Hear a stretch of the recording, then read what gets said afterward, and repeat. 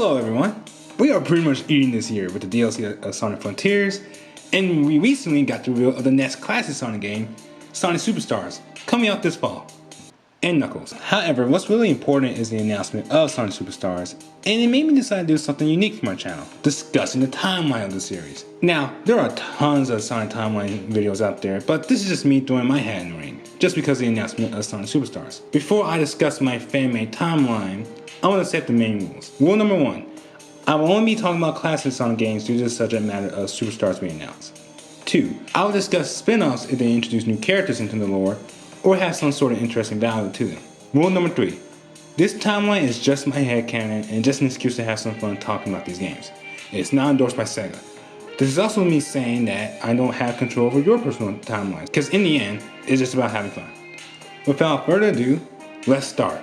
We begin the timeline with the first 4 major games in the series: Sonic 1, Sonic CD, Sonic 2, and Sonic 3. These games depicted the events of Sonic and company stopping Eggman's evil schemes, which escalated from just putting woodland creatures and robots and trying to take over isolated islands, to then try conquering the whole world with a Death Egg, while also trying to get his hands on the mythical gems, the Chaos Emeralds, and momentarily the Time Stones in Sonic CD. This is also what we call the Death Egg Saga, as destroying it was Sonic and Tails' goal in Sonic 2 and Sonic 3. Individually, the major things about each game is that Sonic 1 depicts how Sonic meets Eggman, CD is an introduction of Amy and Metal Sonic, Sonic 2 depicts how Sonic meets his best friend Tails, and the first time Sonic went supersonic, and Sonic 3 is an introduction of Knuckles, Sonic's first organic rival who will eventually become one of Sonic's closest allies. Speaking of Knuckles, his story in Sonic 3 is the epilogue to Sonic's story, as he does cleanup of Eggman's leftover robots and chases after a rogue Egg Robo. However, it turns out that Mecha Sonic,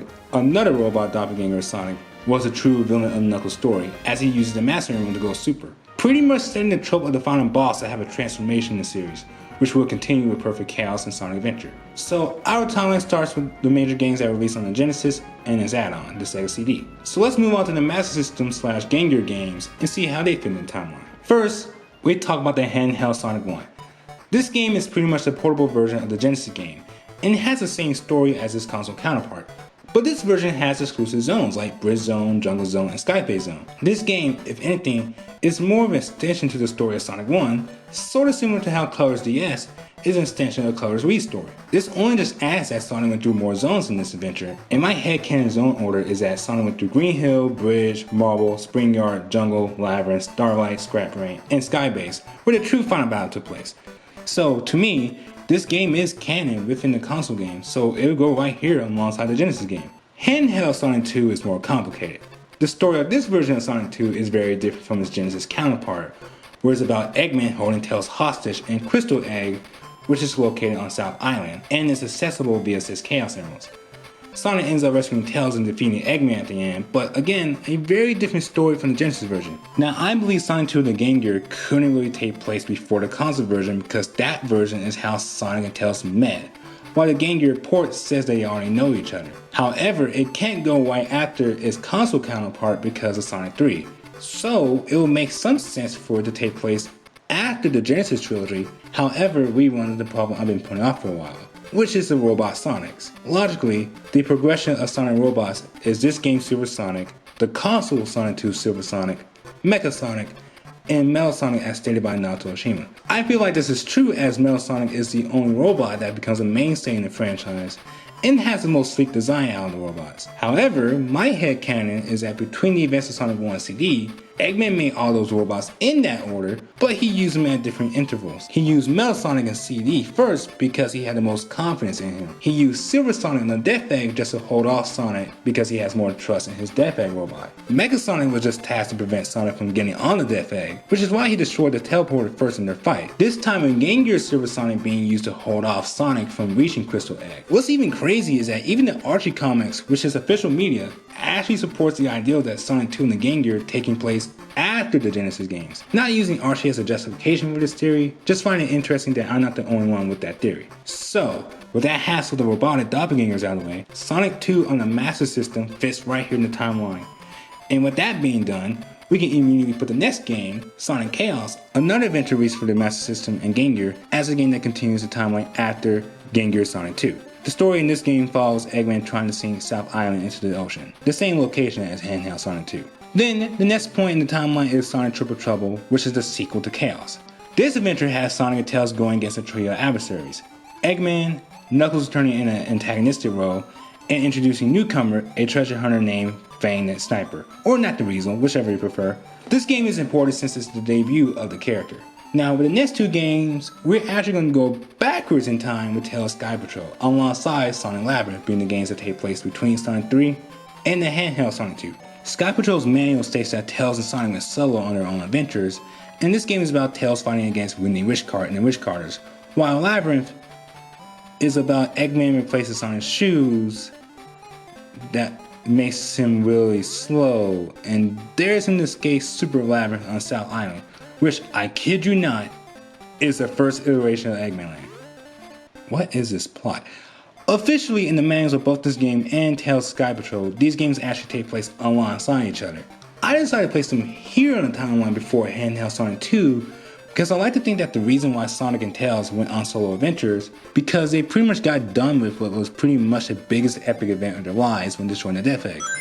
They honestly deserve a vacation after that. I was going to ignore this game, but I'm going to include it for the sake of novelty, that game being Sonic Blast, taking place after Triple Trouble. This game follows Sonic and Knuckles teaming up against Eggman and destroying his Silver Castle. I'm including it for two reasons. One, it's a novelty that this is technically the first adventure where Sonic and Knuckles actually team up with each other for the entire duration of the adventure. Also, we can say that this is Knuckles' redemption for teaming up with Eggman Triple Trouble. Number two, my theory of why Tails isn't in this game is because I'm going to say Tails' adventure takes place after Sonic Blast for this timeline. This adventure has Tails defending Cocoa Island with his intellect and gadgets against the Great Battle of Cuckoo Armada. In the Japanese manual, Tails' adventure takes place before Tails meets Sonic, while the US manual states that Sonic and Tails already know each other. I personally believe that it would make sense for this game to take place after Tails meets Sonic for the reason that Tails was inspired by Sonic when referred to Sonic 2. In old and modern day promotional media for Sonic 2, Tails' origin is that he was bullied for his Tails and didn't really gain confidence until he met Sonic. So to me, it's weird to place Tails' adventure before he meets Sonic, where he's fighting a group of bad guys. So I agree with the US manual stating that the game takes place after Tails meets Sonic. So Tails' adventure takes place after Sonic Blast in our hypothetical timeline. That covers all the Game Gear games. Let's talk about the spin-offs. Our first spin-off game we're going to talk about is Sega Sonic, an arcade game released in 1993. The story of this game is that Sonic and new characters, Mighty and Ray, are captured by Eggman on Eggman Island, and they pretty much have to escape. I'm actually going to go back in time to place this game between the events of Sonic 1 and CD. I decided to place this game here on the timeline instead of what's been recently confirmed by official sources for it to vaguely take place sometime after the Genesis trilogy because of the low stakes set here. And I like to think that Eggman Island is Eggman's first actual base he built.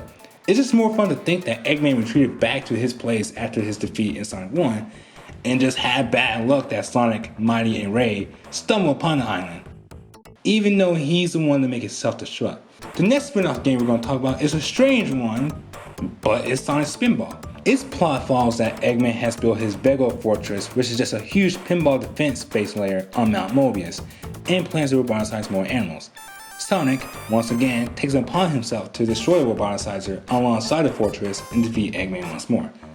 Now recently, this game was confirmed to be canon to the main games, which I actually don't mind since I really like Spinball. There are a few things about this game that will make people believe it is very inconsistent with the games that were established before it in this timeline, but I'll make sense of it. For one, this game has 16 Chaos Emeralds versus the established 7, but since all these emeralds are blue, it's definitely just fake emeralds Eggman created to power up his fortress. In retrospect, it would just be the first attempt of someone making fake emeralds before SA2 used that concept again. The other thing people bring up is the cameos of characters from the cartoon shows running at the time in the early 90s. However, these cameos can be explained by the fact that Spinball doesn't take place in either cartoon continuity, so even with characters like Sally or Bunny appearing, these are retroactively their canon game counterparts. With that explained, Spinball doesn't clash with the other games in the timeline, so I'll place it here at the other games we've discussed so far. Let's check out what Knuckles is doing in Knuckles Chaotix and his adventures on the Island of Miracles. In this adventure, Knuckles teams up with Mighty, who isn't accompanied by Ray this time, and newcomers Vector, Charmy, Espio, Heavy, and Bomb,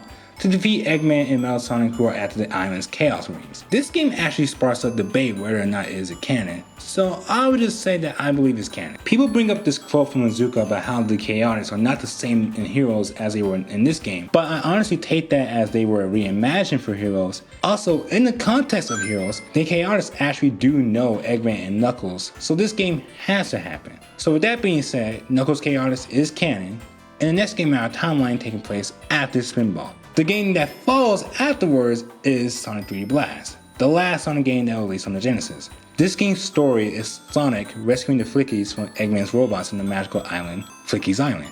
This game hasn't had much to discuss other than that this is the next game in our timeline.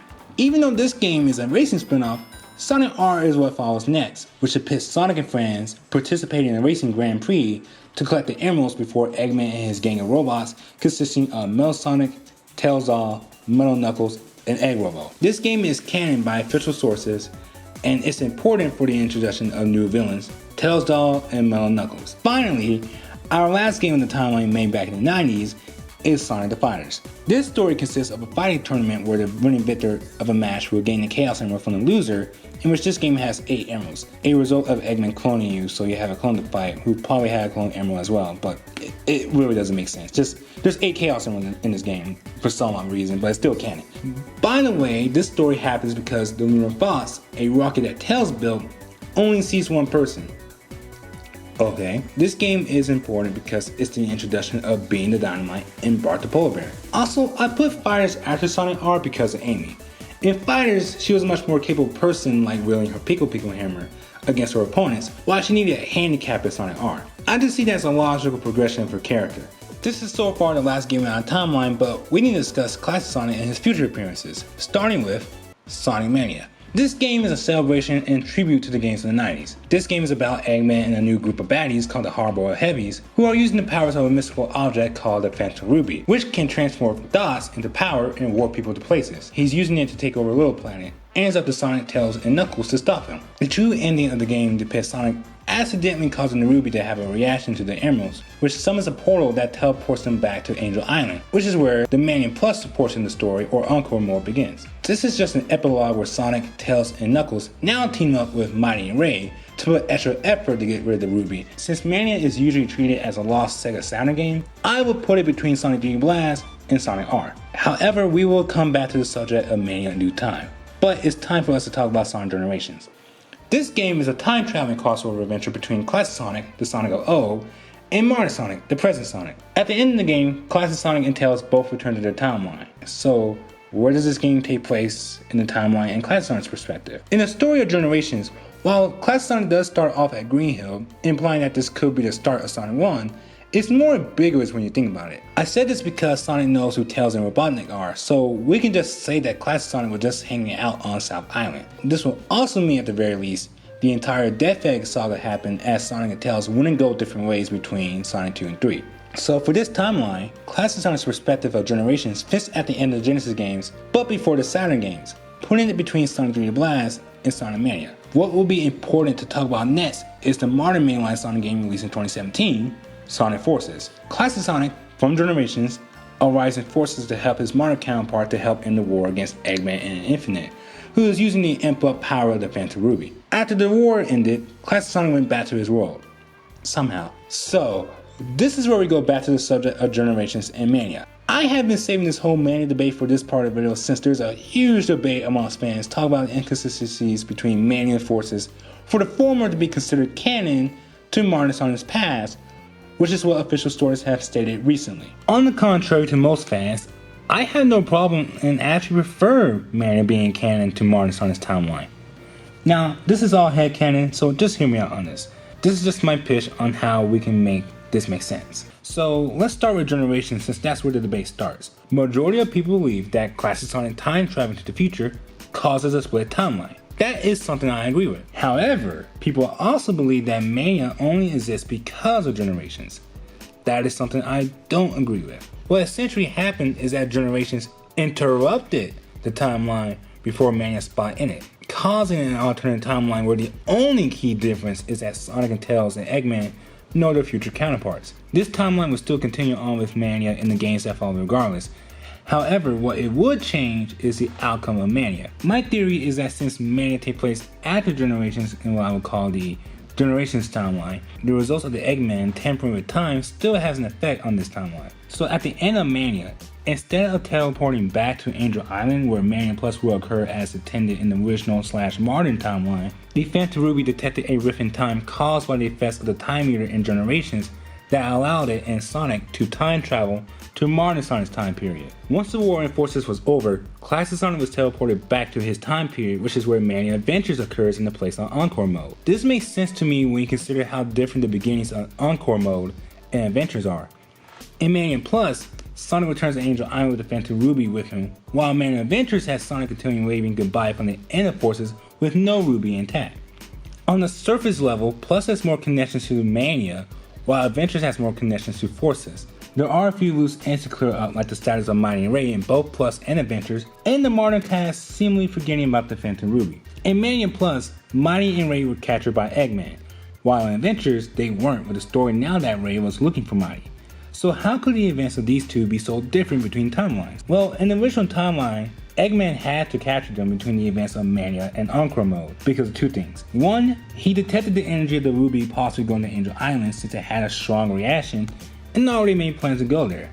We can just say that the portal on Angel Island took an hour at most to open up. 2. Ray looking for Mighty on Angel Island is still true in the original timeline, but Eggman ran into him and captured him, and doing the same to Mighty slightly afterwards, in fear that they would defeat him before Sonic returned with the Ruby. However, none of this couldn't have happened in the alternate timeline where Mania Adventures occurs because Sonic and the Ruby literally went off-world, which couldn't be detected by Eggman, thus not giving him the incentive to look for the Ruby and leaving Ray to keep looking for Mighty on Angel Island. Okay, now we have to deal with the final loose end, which is the modern cast. Okay, so how could the modern cast, specifically Sonic and Eggman, forget about the Phantom Ruby and Forces?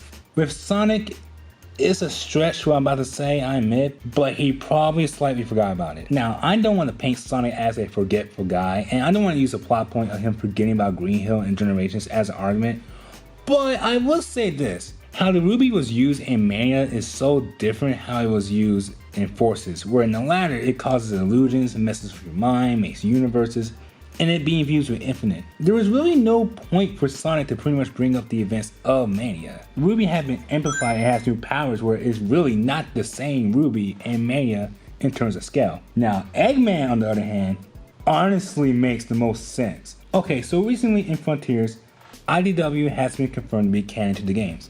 The first arc of the comic book series serves as an aftermath of Sonic Forces to recap what everybody has been doing since the events in the game.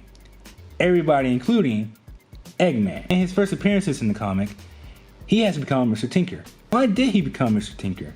He was suffering from critical and severe amnesia, which was the result from overexposure to the Phantom Ruby imploding on him. Now, what happened at the end of Mania Plus? Eggman gets pulled into the Phantom Ruby portal, imploding on him. So, it is very, very possible that classic Eggman got amnesia. I wouldn't say on the same level of his future counterpart, but he most definitely forgot about the existence of the Ruby and just continues to do other stuff once the portal split him out somewhere, which is why in the future, to him, he doesn't recognize the Ruby. I think that covers everything. Again, this is just my headcanon, but that's how I make sense of it.